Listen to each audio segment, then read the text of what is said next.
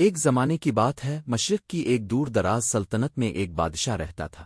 وہ بہت دولت مند، شاندار مگر گھمنڈی انسان تھا۔ ایک روز وہ اپنے خاندان کے ساتھ شاہی دعوت سے لطف اندوز ہو رہا تھا۔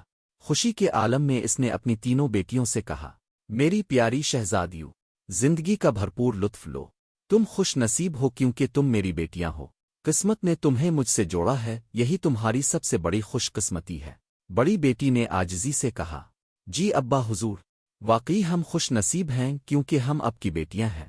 دوسری نے بھی مسکرا کر کہا، ہمارا نصیب تو آپ ہی کی وجہ سے چمکا ہے ابا حضور۔ لیکن تیسری بیٹی شہزادی عنایا خاموش بیٹھی تھی۔ بادشاہ نے غصے سے پوچھا، اور تم کچھ نہیں کہو گی؟ عنایا نے دھیرے سے کہا، جی ابا حضور، ہم یقیناً خوش نصیب ہیں، بلکہ مبارک ہیں کہ آپ کی بیٹیاں ہیں، مگر میرا ماننا ہے کہ ہر انسان اپنی قسمت خود بناتا ہے۔ قسمت تبھی چمکتی ہے جب ہم خود کوشش کریں۔ صرف کسی کا بیٹا یا بیٹی ہونا انسان کی کامیابی نہیں طے کرتا۔ بادشاہ کی آنکھوں میں غصہ بھر آیا، تو تم کہنا چاہتی ہو کہ میری بیٹی ہونے کا کوئی مطلب نہیں؟ میرا یہ مطلب نہیں تھا ابا حضور، بس بہت ہوا۔ بادشاہ نے کہا، اگر تمہارا نصیب تمہاری اپنی کوششوں سے بنتا ہے تو میں تمہیں ایک موقع دیتا ہوں۔ بادشاہ نے اپنے وزیر کو حکم دیا، پورے ملک میں جاؤ اور سب سے غریب، سب سے مفلس انسان ڈھونڈ کر لاؤ، میں اپنی یہ بیٹی اسی سے بیاہ دوں گا۔ دیکھتے ہیں تمہاری محنت تمہیں کہاں لے جاتی ہے۔ وزیر پورے ملک میں تلاش کرتا رہا، آخرکار اسے ایک مفلس لکڑ ہارا ملا جس کا نام تھا کامل۔ بادشاہ نے اس سے پوچھا، کہاں رہتے ہو؟ کامل بولا، حضور میں کسی شہر میں نہیں رہتا، جنگل میں میری ایک جھونپڑی ہے۔ کھیت نہیں، گھوڑے نہیں، مویشی نہیں، کپڑے یہی ایک جو بدن پر ہے۔ بادشاہ نے طنزیہ مسکراہٹ کے ساتھ کہا، ٹھیک ہے، یہی سب سے غریب انسان ہے، میری بیٹی اسی سے بیاہی جائے گی۔ یوں شہزادی عنایا کا نکاح لکڑ ہارے کامل سے کر دیا گیا۔ کامل نے جھجکتے ہوئے کہا، میں مجبور تھا شہزادی، بادشاہ کا حکم ماننا ہی پڑا، یہ جھونپڑی میری ساری دنیا ہے۔ عنایا نے نرمی سے کہا، کوئی بات نہیں، ہم مل کر محنت کریں گے، قسمت ضرور ساتھ دے گی۔ کامل لکڑیاں کاٹنے گیا اور عنایا جنگل میں پھل ڈھونڈنے نکلی۔ اچانک اس نے خوشبو کی ایک مدھم لہر محسوس کی۔ یہ خوشبو کہاں سے آ رہی ہے؟ اس نے سوچا۔ کامل نے کہا، شمال کی طرف ایک وادی ہے جہاں لاکھوں پھول کھلتے ہیں۔ عنایا کے دل میں ایک خیال آیا، کیوں نہ ہم ان پھولوں سے عطر بنا کر بیچیں، اس سے زیادہ کمائی ہو سکتی ہے۔ کامل نے ہچکچاتے ہوئے کہا، مگر وہ پہاڑ خطرناک ہے، میری ماں کہا کرتی تھی۔ عنایا نے مسکرا کر کہا، میں بادشاہ کی بیٹی ہوں، خطرے سے نہیں ڈرتی، کل چلتے ہیں۔ دوسرے دن دونوں خطرناک راستوں سے گزر کر پھولوں کی وادی تک پہنچے۔ عنایا پھول توڑ ہی رہی تھی کہ اچانک سورج کی روشنی میں کچھ چمکنے لگا۔ یہ کیا ہے؟ اس نے چونک کر کہا، یہ تو جادوئی پتھر ہیں۔ کامل نے کہا۔ عنایا نے غور سے دیکھا، وہ یاقوت کے پتھر تھے، بہت بڑے اور قیمتی۔ عنایا نے کہا، ہم ان میں سے چند رکھ لیتے ہیں تاکہ اپنا کاروبار شروع کر سکیں، باقی سب واپس بادشاہ کو بھیج دیتے ہیں۔ یوں انہوں نے یاقوت بیچ کر عطر کا کاروبار شروع کیا، اور جلد ہی وہ سلطنت کے امیر ترین لوگوں میں شمار ہونے لگے۔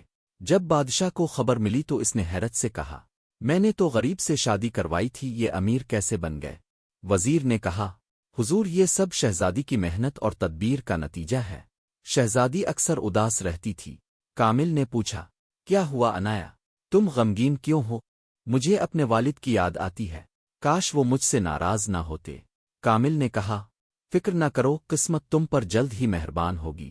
ایک دن بادشاہ کے باغ کو ایک بدرو نے برباد کر دیا۔ وہ بدرو ایک ہرن کی شکل میں آتی تھی۔ بادشاہ نے اعلان کیا، جو کوئی طاقتور مرد ہے وہ میرے ساتھ اس بدرو کو پکڑنے کے لیے شکار پر چلے۔ عنایا نے موقع دیکھ کر کہا، یہ شاید صلح کا موقع ہو، میں مرد کا بھیس بدل کر جاؤں گی۔ شکار پر ہزاروں آدمی نکلے، 4 گروہوں میں۔ عنایا اور کامل بادشاہ کے گروہ میں شامل تھے۔ ہرن بدرو بادشاہ کو چکما دیتی رہی، کبھی سامنے آتی، کبھی غائب ہو جاتی۔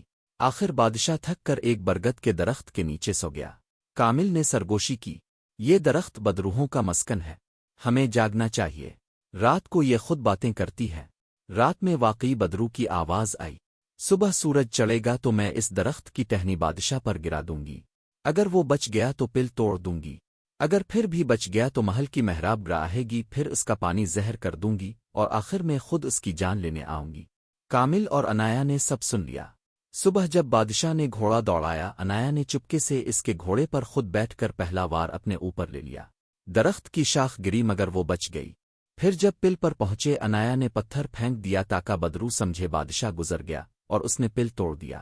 محل کی محراب پر بھی وہ بچ نکلے۔ جب پانی زہر بننے لگا تو انایا نے وقت سے پہلے بادشاہ کو خبردار کر دیا۔ آخر میں جب بدرو بادشاہ کے کمرے میں داخل ہوئی تو انایا اور کامل نے سیاہ کپڑا اس پر ڈال دیا اور اسے قید کر دیا۔ بادشاہ نے آنکھ کھولی تو دونوں اس کے سامنے کھڑے تھے۔ تم دونوں نے میری جان بچائی، کون ہو تم؟ انایا نے آنسوؤں سے کہا۔ ہم وہی ہیں جنہیں اپنے قسمت کے رحم و کرم پر چھوڑ دیا تھا ابا حضور۔ بادشاہ کے دل میں ندامت بھر گئی۔ میری پیاری بیٹی، تم نے ثابت کر دیا کہ قسمت انہی کا ساتھ دیتی ہے جو کوشش کرتے ہیں۔ بادشاہ نے اعلان کیا، میرے بعد انایا اور کامل اس سلطنت پر حکومت کریں گے، اور آج بھی لوگ دعائیں دیتے ہیں تمہاری قسمت انایا جیسی ہو، کیونکہ قسمت تبھی چمکتی ہے جب اس کے ساتھ کوشش ہو۔